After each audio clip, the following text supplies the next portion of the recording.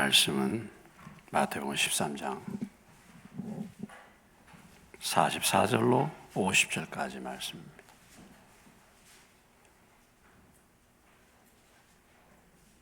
(44절로 50절까지) 말씀입니다.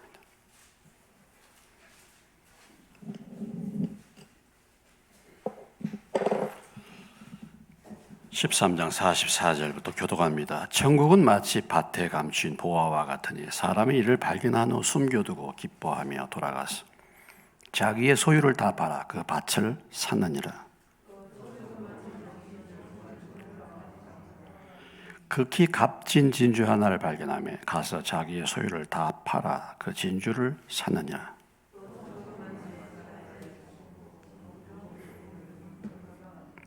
그물에 가득함에 물가로 끌어내고 앉아서 좋은 것은 그릇에 담고 못된 것은 내버리느니라.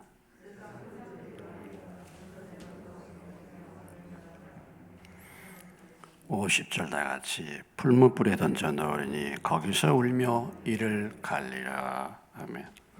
하나님 아버지, 오늘도 투표를 마치게 하시고 이 저녁에 모여서 주의 말씀을 나누고 예배의 자리에 참석할 수 있는 믿음과 건강 주시니 감사합니다. 오늘도 우리 하나님의 말씀을 사모의 자리에 나와사오니 하나님 이 기록된 말씀을 통해서 저희들이 주님의 음성을 듣게 도와주시고 또 이 말씀으로 교훈과 책망과 바르게 함과 의로 교육을 받아서 하나님의 사람으로 온전케 될 수 있도록 은혜를 베풀어 주옵소서.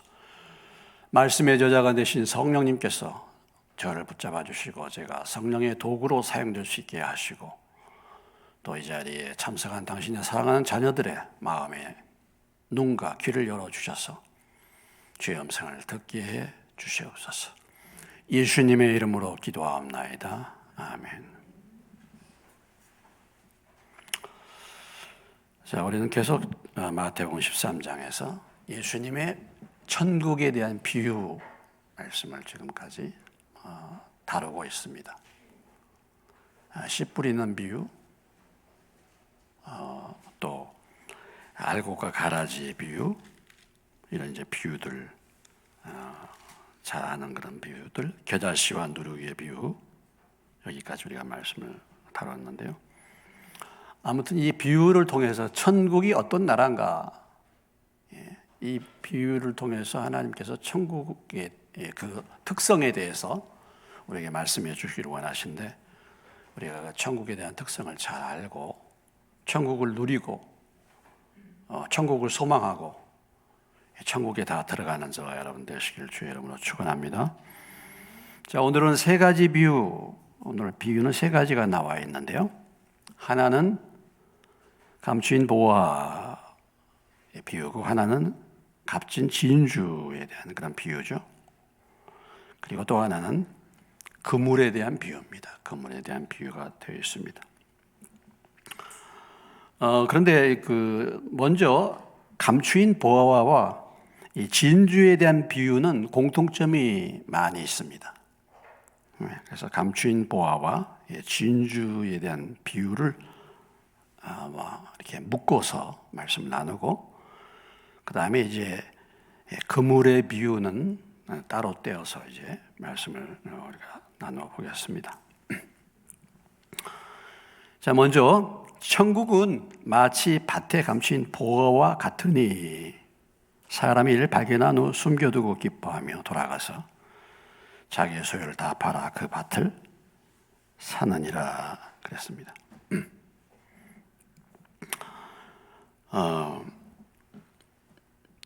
45절로 46절에 좋은 진주를 구하는 장사와 같다. 또 극히 값진 진주 하나를 발견하며 가서 자기의 소유를 다 팔아 그 진주를 샀다, 이렇게 말하고 있어요. 자, 밭에 감추인 보화와 여기 진주에 대한 그 비유를 보면은 우선 여기에서 그 차이점이 있습니다. 차이점은 무엇입니까? 밭에 감추인 보화의 비유는 어떤 사람이 밭을 갈다가 보화를 발견한 거죠. 근데 이 사람이 지금 내 밭이 아니죠.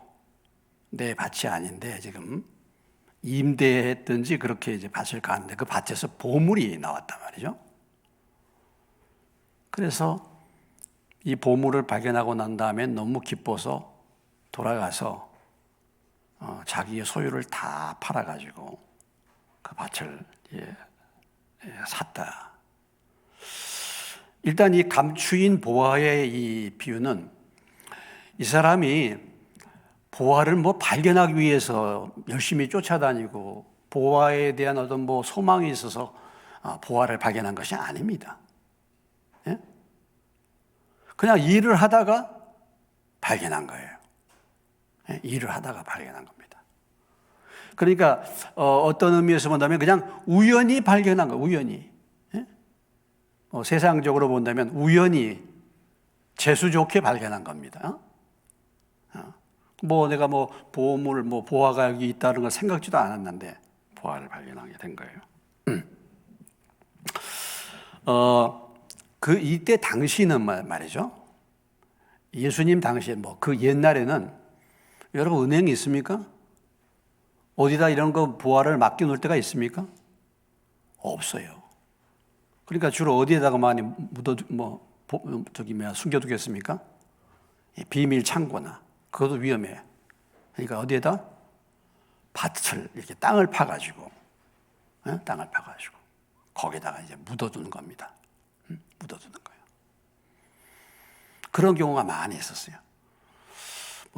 몇 년 전에 그런 사건도 있었죠. 뭐 엄청난 돈을 갖다가 이렇게 비닐봉지에다가 해가지고 누구 밭에다가 묻어둬서 그거 발견해가지고 그런 사건도 있었죠. 지금도 그런 사건이 있었잖아요.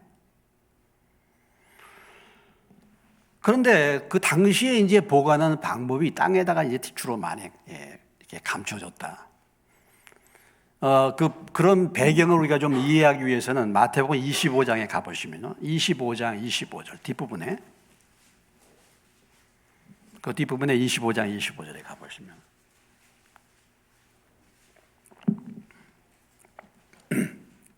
자, 찾으셨죠?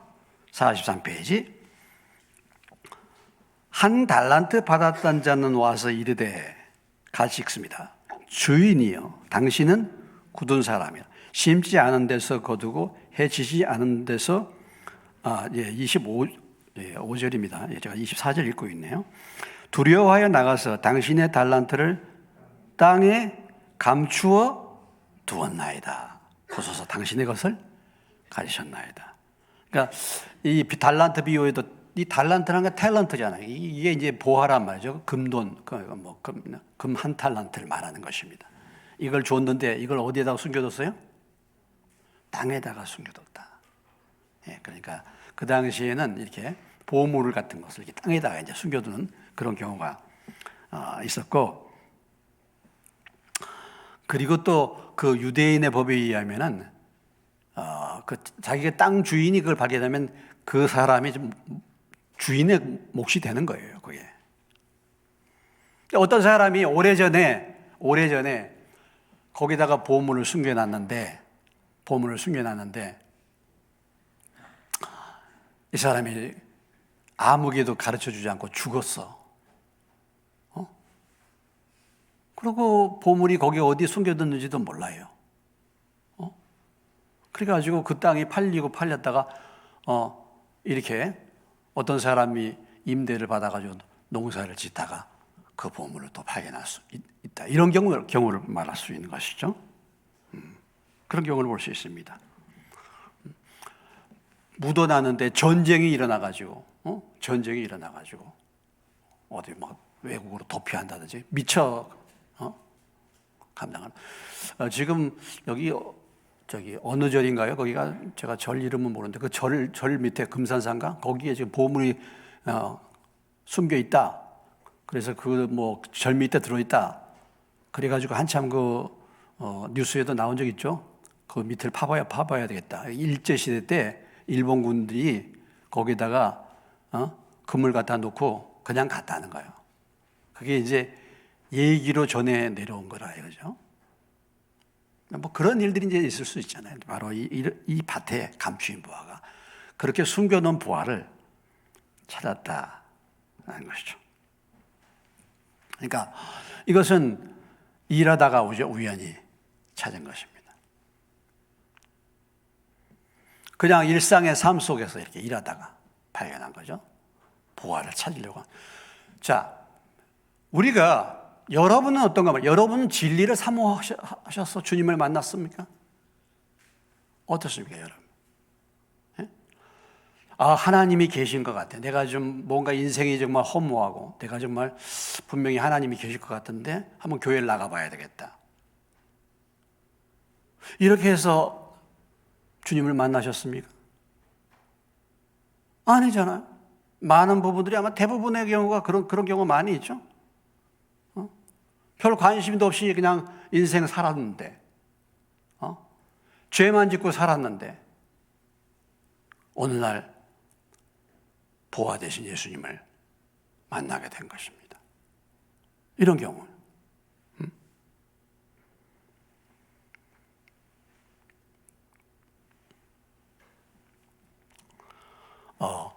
한밤중에 예수님이 오셨을 때, 한밤중에 목자들이 양을 치고 있었죠. 목자들이 양을 치고 있었어요. 그때 어떤 일이 벌어졌습니까? 예? 천군 천사가 나타나가지고 목자들에게 메시아의 소식을 알려주잖아요. 아니, 목자들이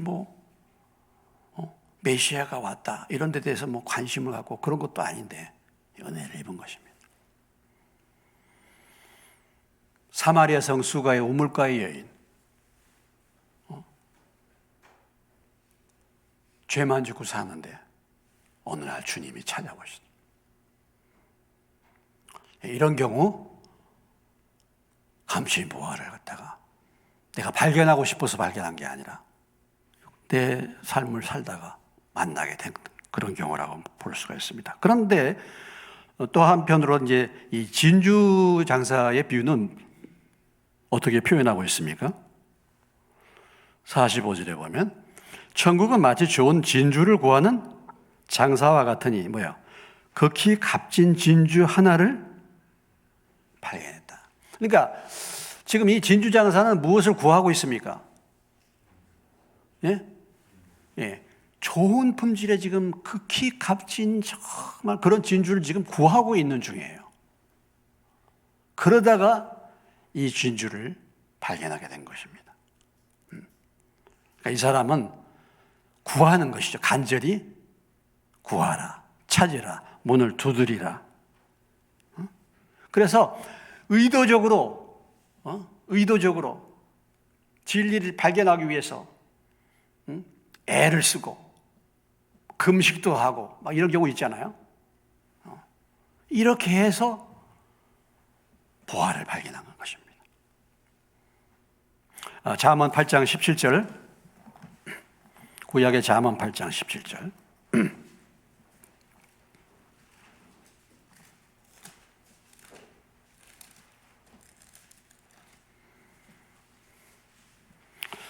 잠언 8장 17절의 말씀입니다. 919페이지 같이 읽겠습니다. 찾으셨죠? 구약의 919페이지 시작. 나를 사랑하는 자들이 나의 사랑을 입으며 나를 간절히 찾는 자가 나를 만날 것이라. 그러니까 이 진주 장사는 좋은 진주를 찾으러 다닌 거예요. 찾으러 다닌.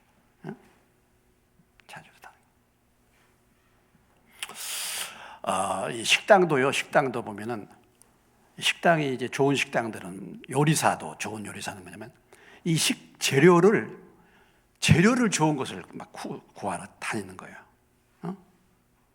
그냥 아무 데서나 그냥 재료를 구입한 게 아니고 진짜 요리를 잘하고 음식을 잘하는 그런 식당에는 이 재료가 참 중요한 거예요.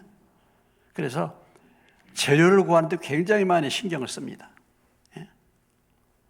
쌀을 파는데 미국상에 하는데 쌀 파는데 전국에 다 돌아다니면서 어디가 쌀이 좋은지 이렇게 이제 찾는 거.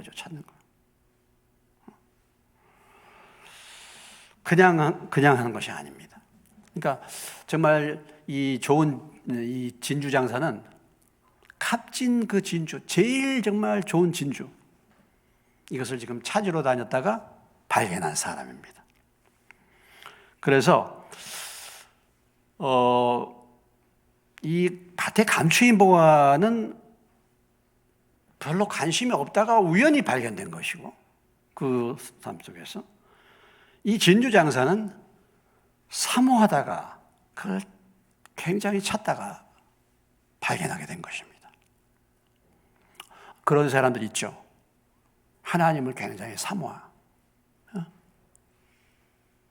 뭐 교회에 와가지고 교회는 왔어. 근데 하나님, 내가 정말 하나님이 누구신가 모르겠어. 누구는 뭐 하나님을 만났다고 하는데, 누구는 구원받았다고 하는데, 나는 그런 것 같지가 않아. 나는 아직 하나님을 만난 것 같지 않아. 그래서 하나님을 만나기 위해서 간절히 부르짖습니다. 그렇지 않습니까? 그러다가 하나님을 만날 수 있죠. 동방박사들은 무엇하는 사람들이었습니까? 예? 동방박사들은? 예. 그들은 뭐예요? 메이자이. 그들은 뭡니까? 천문을 연구하는 사람들이에요. 하늘의 별을 보고 점을 치고, 별을 보고 뭐예요? 이 세상의 흐름과 그 어떤 그 영적인 세계를 사모하고 찾고자 했던 사람들이 그러지 않아요?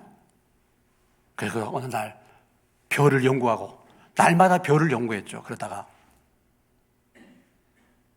이상한 별, 큰 별이 나타난 것을 보고 메시아를 찾으러 왔잖아요. 예? 그냥 그들이 잠자다가 그냥 이렇게 온 게 아니잖아요. 뭔가를 찾았단 말이죠. 이렇게. 그래서 만난 사람들이, 그래서 보물을 발견한 자가 이 진주장사와 같은 비유입니다. 이런 점이 이제 다른 점이라고 볼 수 있는 거고, 그러면은 이 감추인 보화와 이 진주의 이 비유의 공통점은 무엇입니까? 공통점은 뭐예요? 공통점은 보화를 발견했다는 것입니다.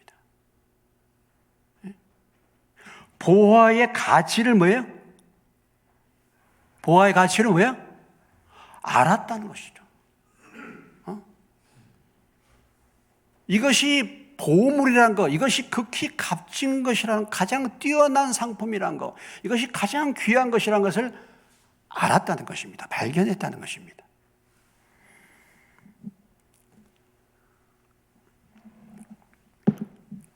천국은 무슨 보화라 그랬어요? 감추어진 보화야. 천국은 누구에게나 다 열려있는 보화가 아닙니다.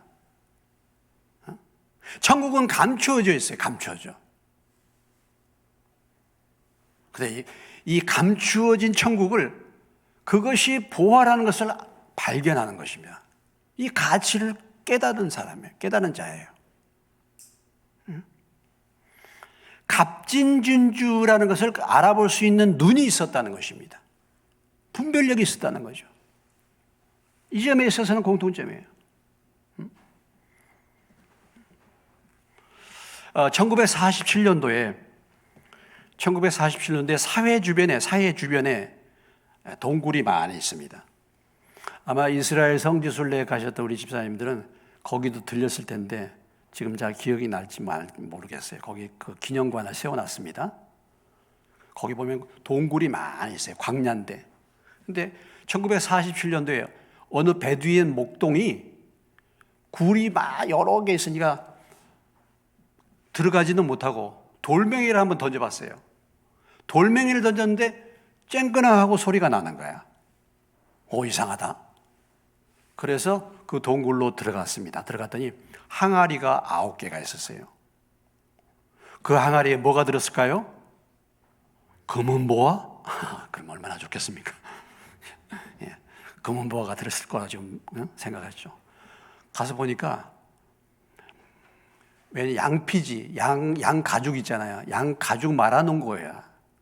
어? 양 가죽 말아놓은 거야. 그래서 그걸 갖다가 끄집어 가져 나서 이 목동이 생각하기를 이걸로 가위질해 가지고 신발끈 하면 좋겠다. 그렇게 생각해서 그걸 갖다가 가지고 이제 집에다 가지고 왔어요. 가지고 와갖고 놔뒀는데 그 신발끈 하기는 끈으로 만들기는 좀 그렇고 그러다가 한 2년 동안을 집에다 놔둔 거예요. 근데 그것이 뭔지 아십니까? 예, 그것이 유명한 사회 사본입니다.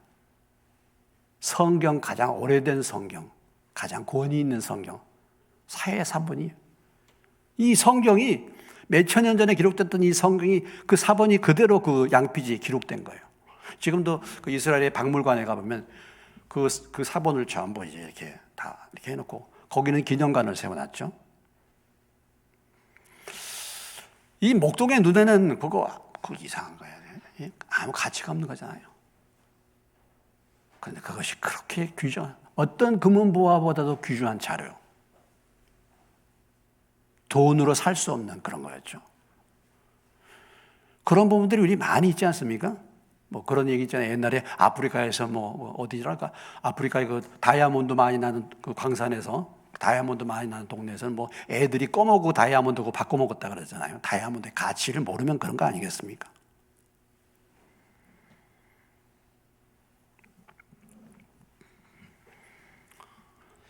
미술 수집가들 있잖아요. 이렇게 뭐 미술에 대해서 조예가 있고 어떤 작품이 뭐 유명한 작품이란 거. 우리가 볼 때는 그건 뭐 아무것도 아니죠, 그거. 근데 그게 그 값이 뭐 얼마나 비쌉니까? 이로 헤아릴 수 없는 값을 먹이잖아요. 그 미술품 같은 거. 그 박수근, 우리나라의 박수근 씨죠, 화가.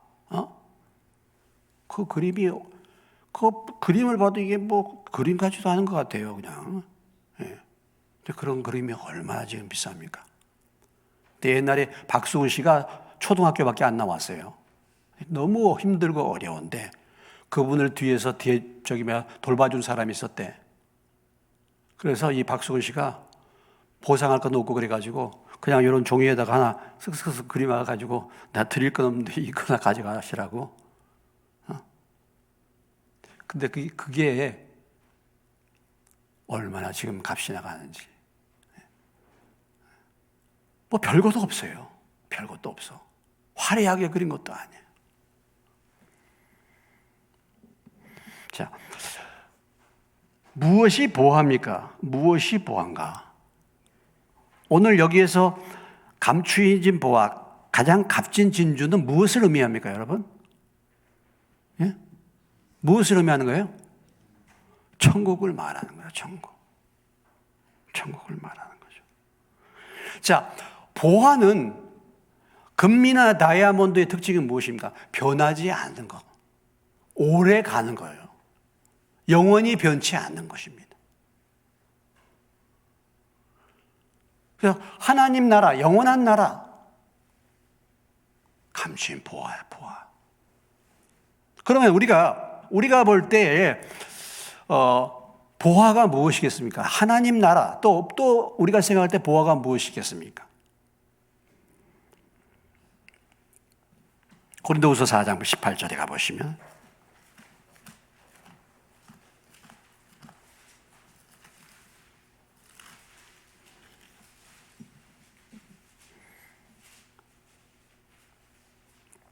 (289페이지) 고린도후서 4장 18절입니다. 찾으셨으면 같이 읽겠습니다. 시작. 우리가 주목하는 것은 보이는 것이 아니요 보이지 않는 것이니 보이는 것은 잠깐이요 보이지 않는 것은 영원함이라. 잠깐 있는 것과 영원한 것, 이것이 차이잖아요. 보이는 것은 잠깐이고 보이지 않는 것은 영원함이에요. 하나님 나라, 영원한 것입니다. 영원한 것이 또 무엇이 있습니까? 마태복음 16장에 가보시면 다시 그 앞에 마태복음으로 다시 오셔가지고 마태복음 16장에 26절입니다. 마태복음 16장 27페이지 26절. 찾으셨으면 같이 읽겠습니다. 시작. 사람이 만일 온 천하를 얻고도 제 목숨을 잃으면 무엇이 유익하리요? 사람이 무엇을 주고 제 목숨과 바꾸겠느냐? 여기에서 이 목숨은 영혼의 목숨이, 영혼의 생명이죠. 사람이 가장 중요한 것, 우리의 영혼의 생명입니다. 여러분, 육신이 중요합니까? 영혼이 중요합니까? 육신은 7, 80이면 육신은 흙이 되잖아요.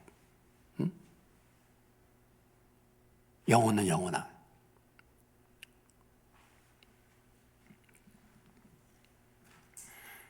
그래서 사람의 영혼이 보아야 가치 있는 거예요. 영혼이 가치 있는 거예요. 아니, 온 천하를 주고도 그 영혼의 생명을 잃으면 무엇이 유익하고 무엇과 바꾸겠느냐? 자, 시편 19편으로 가시겠습니다. 시편 19편. 제가 페이지를 알려드립니다. 815페이지예요.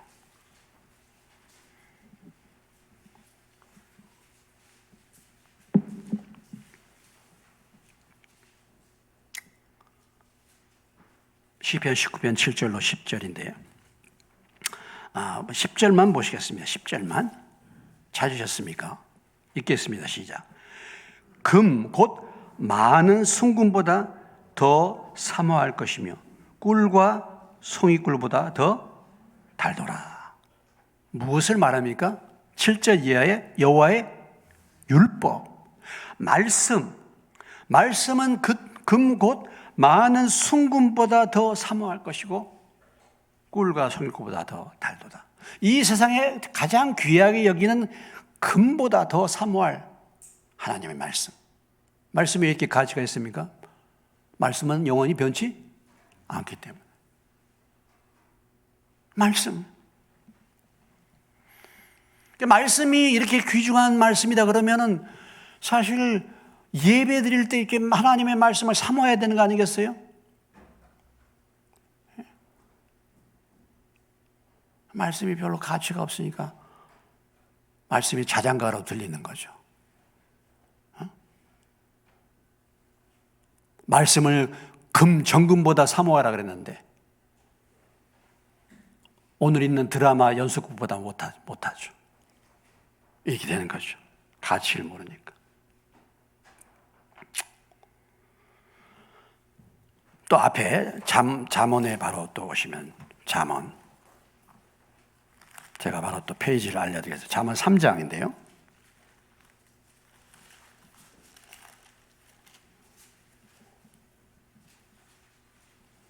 14절, 15절입니다. 자, 잠언 14절, 3장 14절, 14절부터 한번 읽겠습니다. 시작. 이는 913페이지. 이는 지혜를 얻는 것이 은으로 얻는 것보다 낫고 그 이익이 정금보다 나음이냐. 지혜는 진주보다 귀하니 내가 사모하는 모든 것으로도 이에 비교할 수 없도다. 그의 오른손에는 장수, 왼손에는 부귀. 그 길이 즐겁고 평강의 길로 인도한다. 뭐가 중요한 거예요? 뭐가 가치 있는 것입니까? 뭐가요? 지혜를 얻어라, 지혜. 지혜가 보호한 거예요. 사람이 왜 망합니까? 지혜가 없어서 그런 거죠. 지혜. 사모하라, 지혜.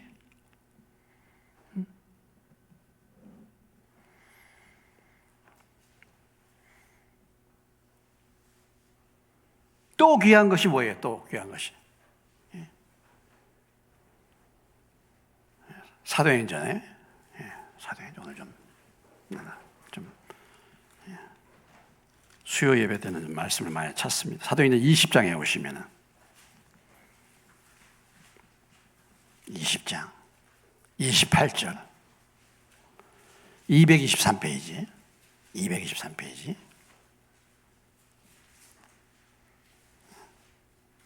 같이 읽겠습니다. 시작. 여러분은 자기를 위하여 또는 온 양떼를 위하여 삼가라. 성령이 그들 가운데 여러분을 감독자로 삼고 하나님이 자기의 피로 사신 교회를 보살피게 했느니라. 교회가 어떤 공동체예요? 하나님이 자기 핏값으로 산 교회야. 교회가 얼마나 중요한가? 여러분 그렇습니까? 교회가 얼마나 중요한가? 하나님이 핏값으로 산 교회야. 교회가 얼마나 중요해요? 그렇죠. 이 교회가 없다고 한다면 우리가 어떻게 복음을 알 수가 있습니까? 어떻게 믿음의 삶을 살 수 있겠습니까? 교회라. 하나님의 교회를 통해서 복음을 우리에게 들려주시고 교회가 얼마나 중요한가? 핏값으로 산 교회.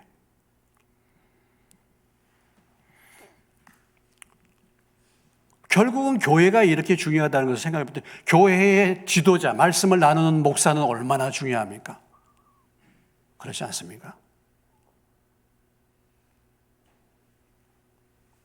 오늘 대통령 선거가 있었지만 대통령이 중요합니까? 목사가 중요합니까? 여러분? 예? 예? 여러분 대통령이 중요하다고 생각합니까?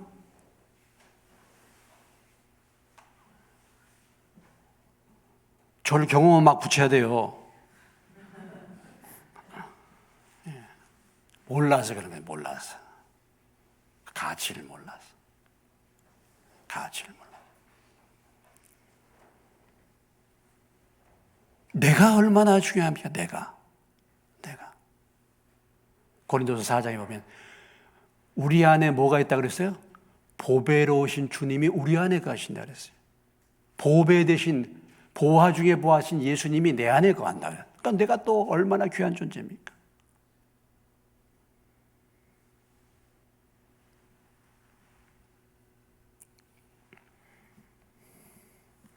영광스러운 교회.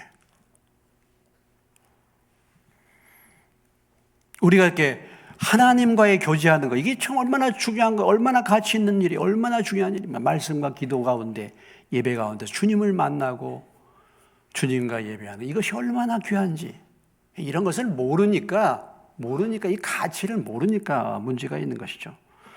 자, 일단은 가치를 알았다 이거예요. 가치를. 이게 참 중요합니다, 여러분. 여러분은 천국의 가치를 발견했습니까? 어떻습니까? 두 번째, 이 가치를 정말 알았기 때문에 이제 무슨 일이 일어나는 것입니까? 이것을 뭐예요? 소유하기 위해서 대가를 지불했다 이거죠. 예? 소유하기 위해서 뭐야? 결단했다는 것입니다. 소유하기 위해서 지금 자기의 모든 소유는 뭐예요? 포기했다는 거예요. 그렇지 않습니까? 여기 보면은 돌아가서 자기 소유를 다 팔아 그 바들 샀다. 그렇지 않겠습니까? 지금 이 보화가 있는데 내 지금 이 소유를 팔아가지고 이 훨씬 더 놀라운 보화를 사는 거 당연하지 않겠습니까? 지금 100억의 보화가 있는데 내 지금 재산이 1억이야. 근데 그 땅이 1억이야. 다 팔아서 이거 사지 않겠습니까? 이게 이렇게 귀한 건데? 그건 보화의 가치를 아는 사람은 다 이렇게 사는 거죠. 이렇게 하는 거죠.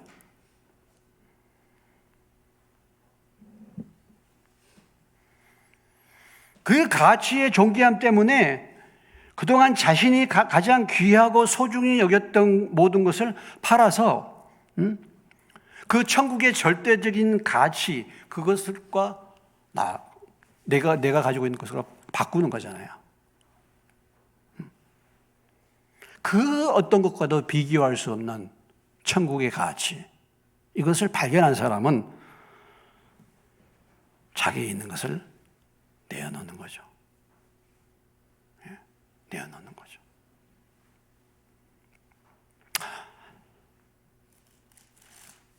마태복음 4장 19절로 20절 말씀.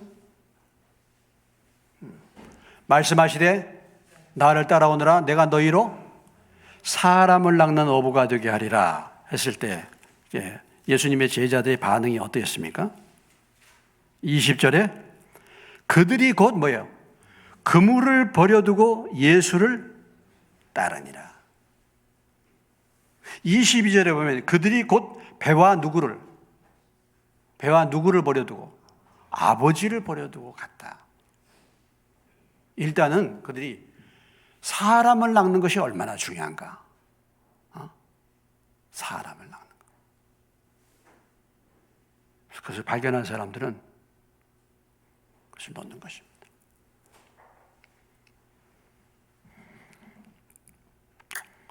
원숭이 사냥법은요. 원숭이 사냥은 어떻게 하냐면 이런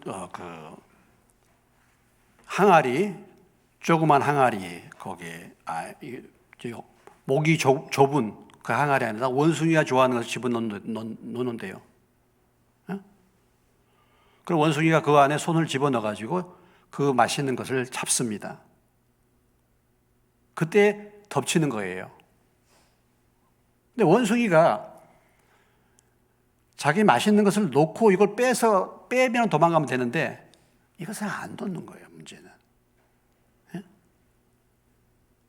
그래가지고 잡히는 거야.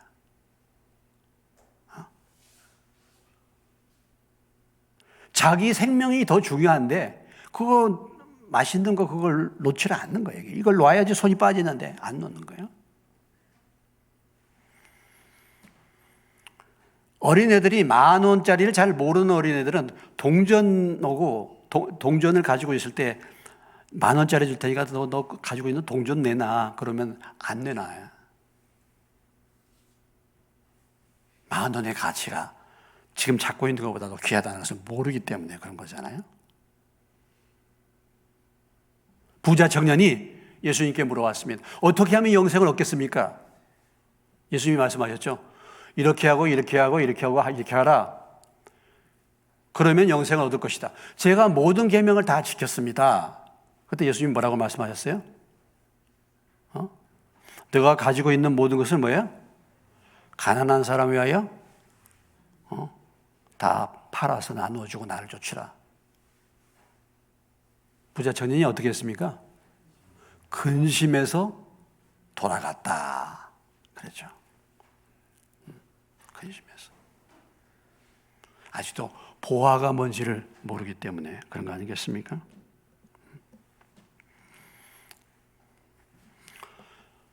사도 바울도 예수님을 발견한 다음에 뭐라고 고백했어요? 빌립보서 3장 8절의 말씀. 우리가 잘 아는 말씀이죠. 자, 뒷부분에 빌립보서 가레 빌 3장 8절입니다. 320페이지.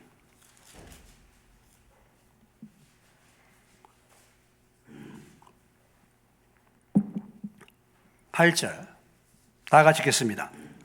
또한 모든 것을 해로 여기면 내 주 그리스도 예수라는 지식이 가장 고상하기 때문이라. 내가 그를 위하여 모든 것을 잃어버리고 배설물로 여기면 자기의 가진 모든 것을 다 배설물로 여겼다. 왜 그렇습니까? 그리스도를 아는 지식이 얼마나 놀라운가를 알았기 때문에.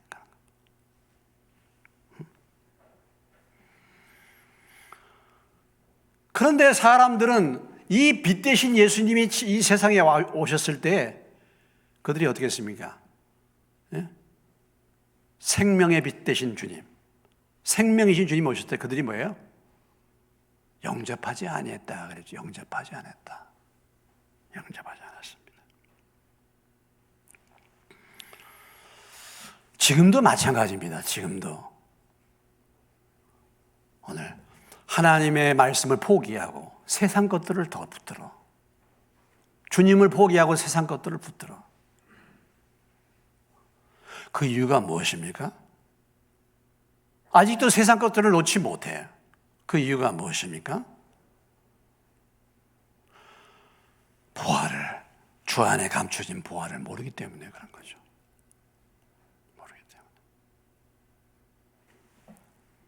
여러분, 주를 위해서 포기한 것이 있습니까? 주님의 가치를 정말 발견했어. 진짜 그것이 귀하다는 사실을 발견하면 포기하는 게 당연하지 않겠습니까? 그리고 그것을 취하지 않겠습니까? 아직 그러면 그것을 포기하지 못한다. 그것은 아직도 그 주님에 대한 가치가 얼마나 놀란 걸 아직도 발견하지 못했기 때문에 그런 거 아니겠습니까? 보물을 왜 하늘에 쌓아두지 않습니까? 하늘나라가 어떤 나라는 모르기 때문에 그랬죠. 그 가치가 어떤지를 모르기 때문에 그런 것이죠.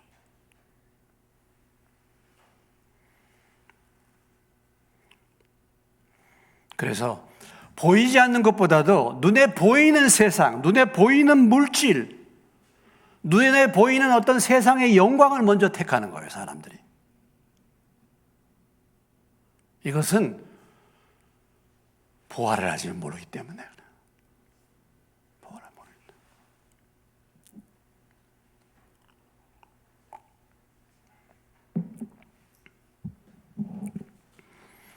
그 어떤 것과 비교할 수 없는 주님을 발견하시기를 주의 이름으로 축원합니다. 천국을 발견하시기를 주의 이름으로 축원합니다. 예.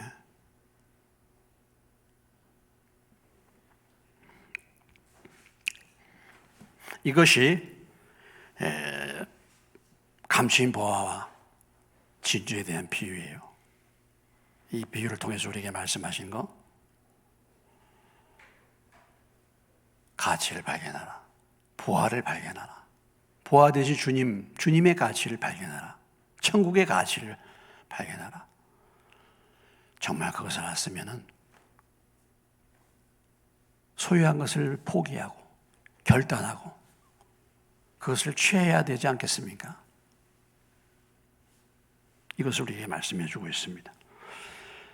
자,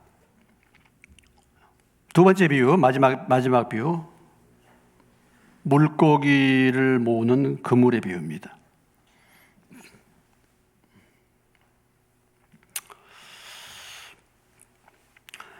그물의 비유, 오늘 이 그물의 비유를 간단히 표현하면은 이제 뭐예요?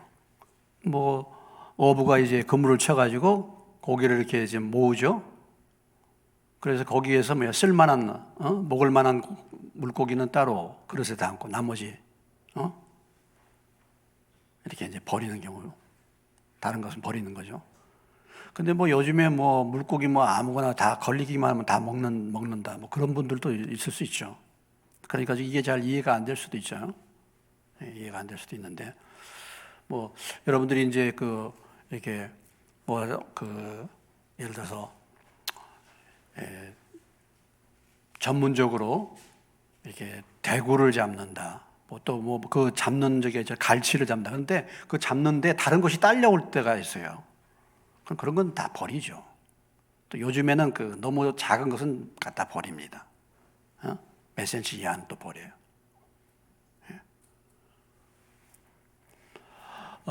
저는 이제 어렸을 때 저희 옛날에 옛날에는 물이 참 맑았어요.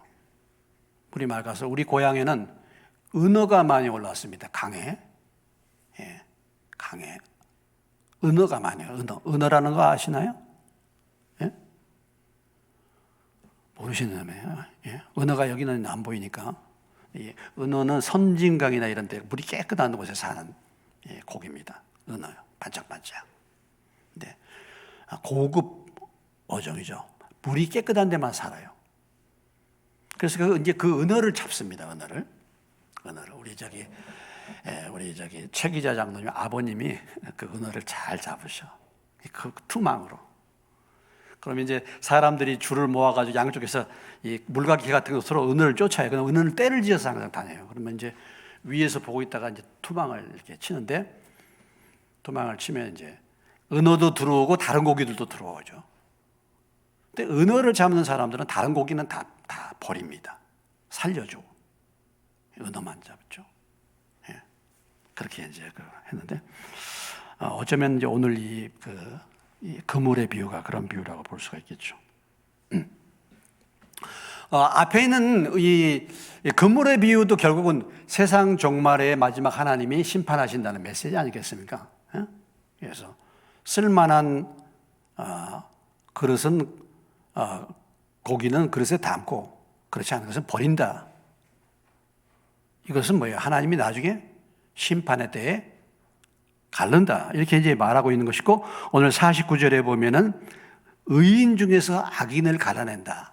그러니까 그릇에 담는 좋은 것은, 그릇에 담는 것은 의인을 말하는 것이고, 못된 것은, 버리는 못된 것은 악인을 말하는 것이죠.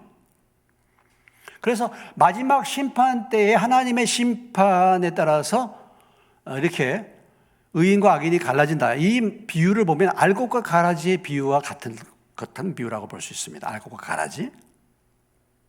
그런데 알곡과 가라지 같은 그런 비유인데, 알곡과 가라지와 이 그물의 비유의 차이점이 뭐냐면은, 알곡과 가라지는 씨를 뿌리는 사람이 알곡을 기대했지 가라지를 기대한 건 아닙니다. 그런데 가라지가 난 거예요.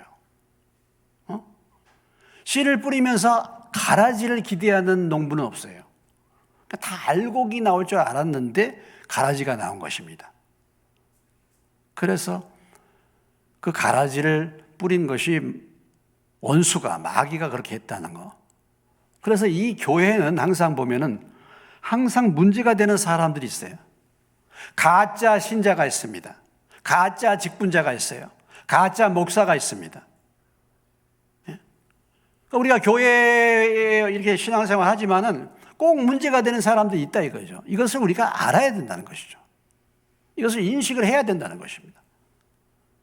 그러나 알곡과 가라지는 알곡만을 기대해요. 그러나 오늘 이 그물의 비유는 그물을 치는 사람이 여기에 분명히 좋은 고기도 있고 쓸모없는 고기도 있다는 것을 알고서 그물을 치는 것이죠. 그런 면에서 좀 차이가 있는 것입니다.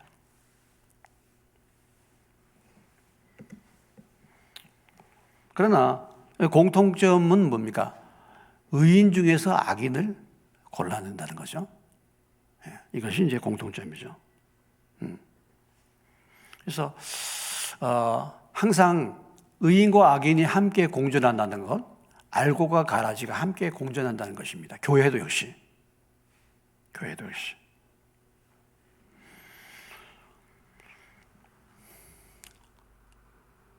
그런데 오늘 말씀의 비유를 보면은 49절에 보시면 49절로 50절 다 같이 다시 읽겠습니다. 시작. 세상 끝에도 이러하랴.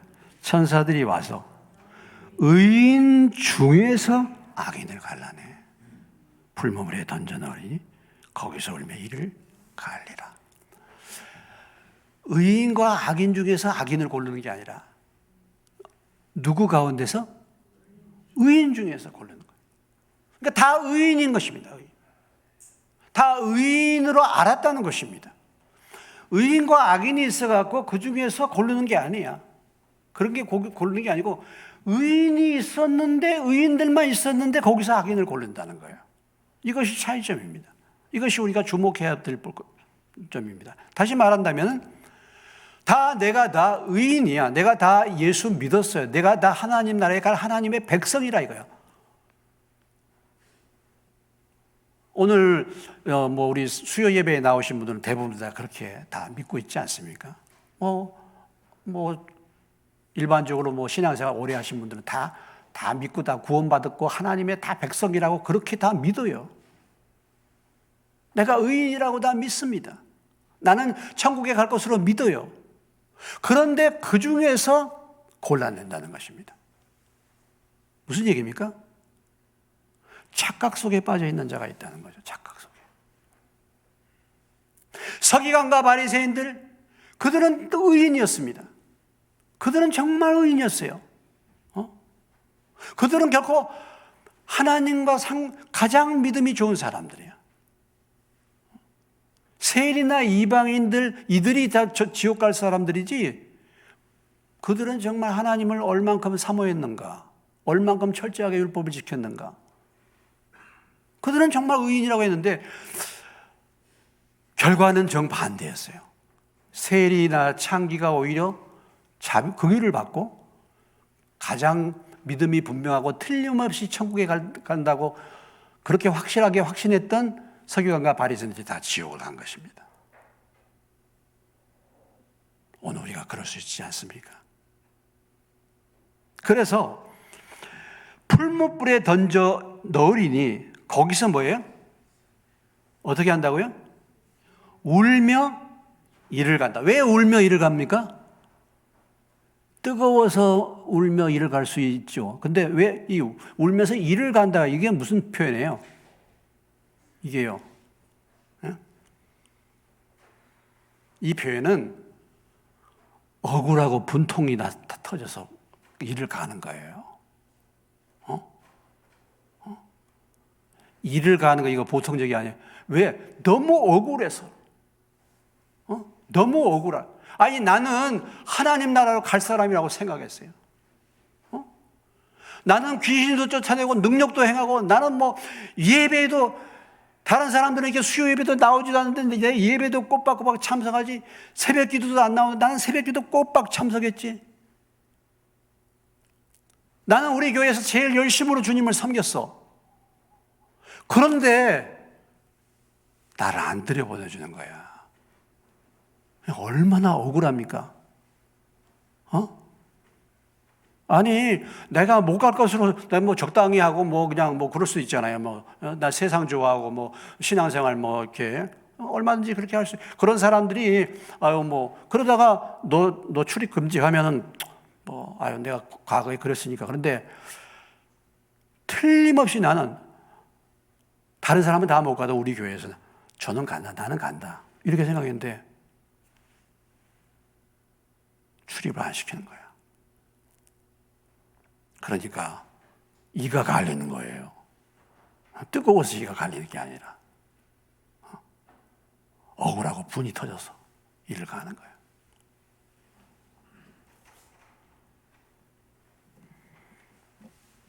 여러분, 내가 만약 그럴 수 있지 않겠습니까? 우리는 모르는 거 아니겠습니까? 나더러 주여 주여.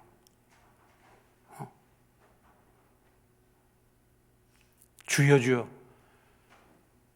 능력도 행하고 귀신 쫓아내보신 경험이 있으십니까 여기? 아니요. 이 자리에 앉아 계신 분들 가운데 귀신 쫓아내본 경험 있으세요? 귀신 역사가 보신 적 있으십니까? 어떠십니까? 네. 그렇게 했는데도 못 간다. 주님이. 너는 도무지 난 너를 모르겠다. 내게서 떠나라. 이렇게 할 수 있다는 것입니다. 그러면 얼마나 원통하겠습니까? 얼마나 참. 아니, 지금까지 신앙생활을 몇 년을 했는데요. 내가 어떻게 주님을 섬겼는데요.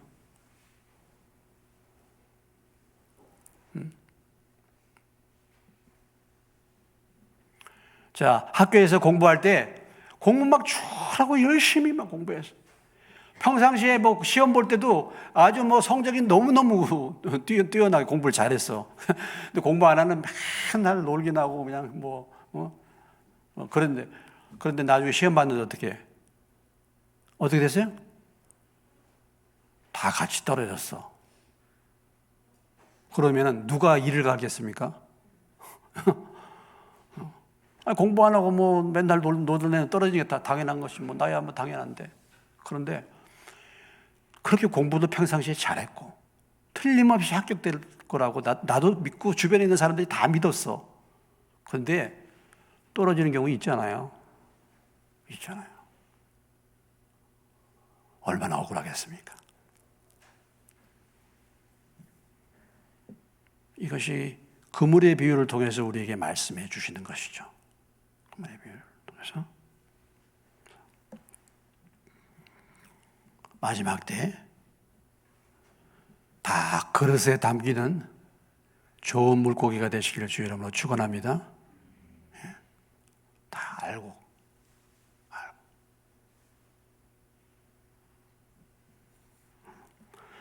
이것이 이제 금일의 비유입니다. 오늘 세 가지 비유를 우리가 보았습니다. 세 가지 비유.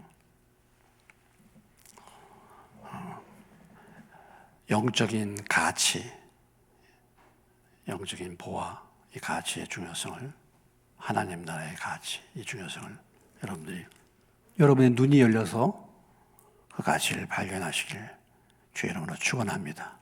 그래서 그걸 알게 되면은 내게 있는 거 내어놓는 것이 아깝지가 않겠죠. 그렇게 또 하겠죠.